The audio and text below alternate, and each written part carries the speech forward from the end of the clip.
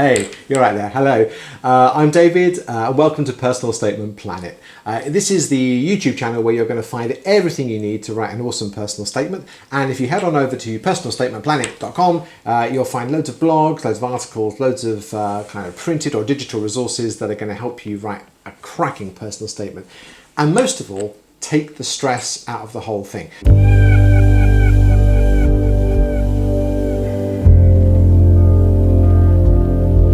That's why I'm coming to you live-ish from my kitchen. We're de-stressing, we're chilling, we're taking the edge off the whole thing. Because personal statements do not need to be a catastrophe. They do not need to be a worry. They don't need to be anxiety-inducing terrible things. They're actually a joy. If you know what you're doing, if you take the time to get it right, if you just calm down about it, it's all good.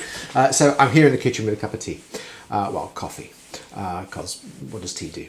Anyway, here we are. So, personal statements. The point of this video is going to be to do with like personal statements, but from the point of view of using them to show your skills and your experiences. Okay, it's really to do with making sure that you understand that your skills and your experiences really matter when it comes to writing a good personal statement. Okay, sometimes you'll hear people say, like, yeah, you just focus on the academic stuff. Your skills and experiences don't really matter. They're like way down. Like, okay, like the last eighth of your personal statement, talk about your skills and experiences. That's not really how it works. It's not how it should work. If you're writing a personal statement and you're not talking about your skills and experiences particularly, then you're kind of doing it wrong, if you don't mind me saying. And rather than just whacking it in the last quarter or the last part or the last paragraph or suddenly going, and I play badminton on a Thursday, no. Put all that stuff in during the course of the personal statement itself. So what are we talking about when we start thinking about skills and experiences in relation to personal statements? Well, the kind of first thing and the most important thing, I guess, really is academic experience. Like, what kind of experiences have you had that have developed your knowledge of the subject you're applying for? What kind of experiences have you had that make you an awesome student? And I guess I'm not really talking about I spent 10 years sitting in a biology lab, or I've done a geography test every week for the last decade. Not those kind of experiences. Everyone's had those kinds of experiences. I'm talking more about the specific things that are really going to add value to your application. And so we're talking here about things like, have you been on a residential field trip and what did you learn? Have you been abroad?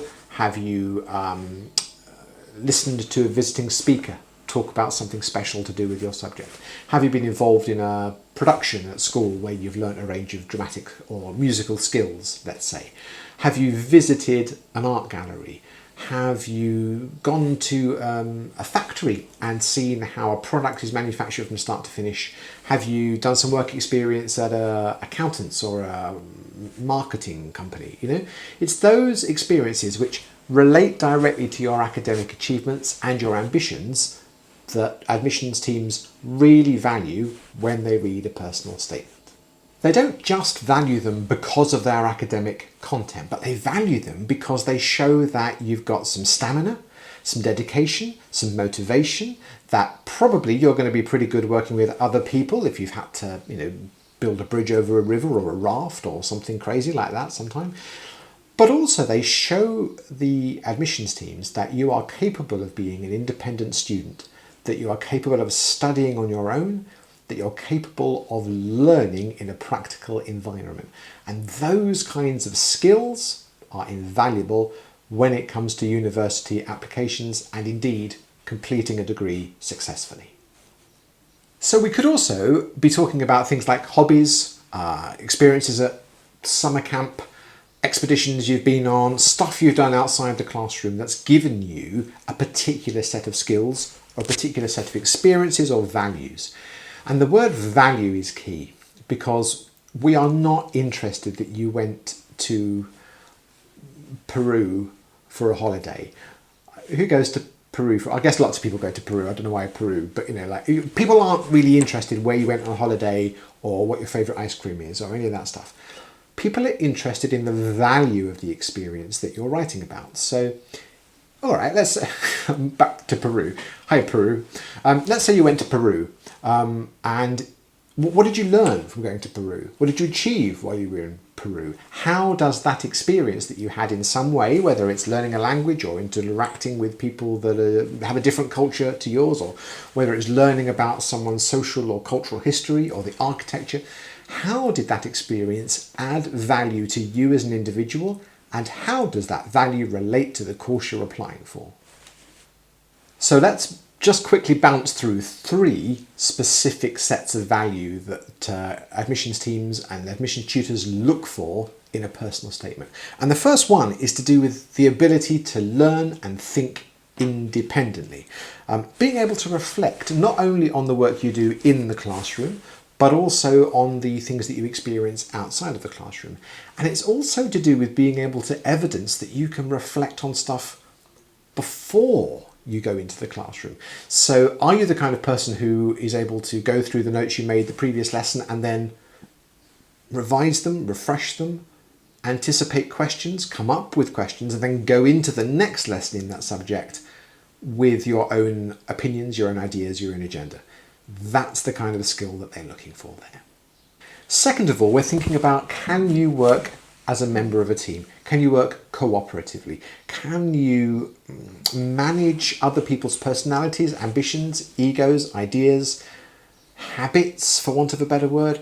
And then can you use your own skills to complement what everybody else brings to the table? Because at university, almost without exception, there are moments of group work, there are moments of collaboration, there are practical seminars to do.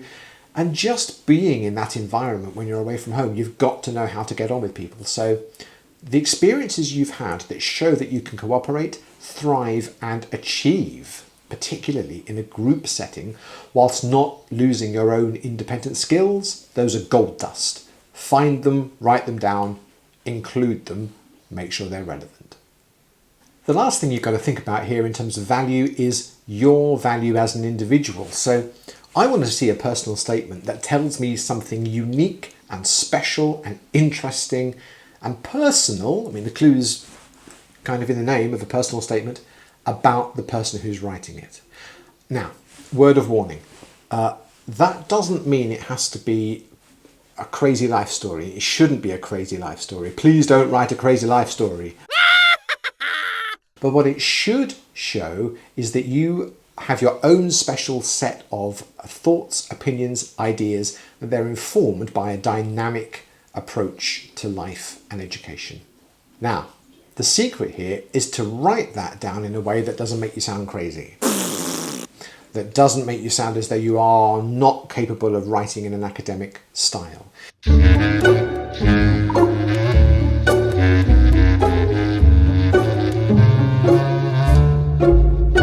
So you've got to balance your personality, your quirks, your interests, the things that make you special, with the things that an admissions tutor needs to see, which is a certain degree of formality in your writing, a wide range of vocabulary, an academic style, and the capacity to use quotes and to show research in a way which is of value. More than anything, you've got to make sure that all those 3 aspects of value that we've talked about indicate to the reader that you are really, really super suitable for the course. They've got to get to the end of your personal statement and then be like, well, I can't imagine this person not taking this course at my institution, and then give you an offer. And the way to do that is to make sure that every point you make, every paragraph, every idea that's present in your personal statement is connected directly to the demands of the course, which means that for all the different kinds of courses that you're interested in, that you're applying for, and if you're applying through the British UCAS undergraduate system, then you've got like up to 5 choices, of course, but only 1 personal statement. You've got to take elements from all those different courses that you're applying to, those different institutions, mostly focusing on your kind of first choice and your reserve choice, and use some of the language that they use in the course description and connect your own personal statement to that, so that it's almost like a mirror. It's a little bit like a mirror. When someone reads your personal statement, they see in it some of the language, the vocabulary, some of the goals of their institution, and they sense that you have not only understood the course you're applying for, but you are deeply and richly connected to it. That, my friends, is what showing your skills and experiences is all about.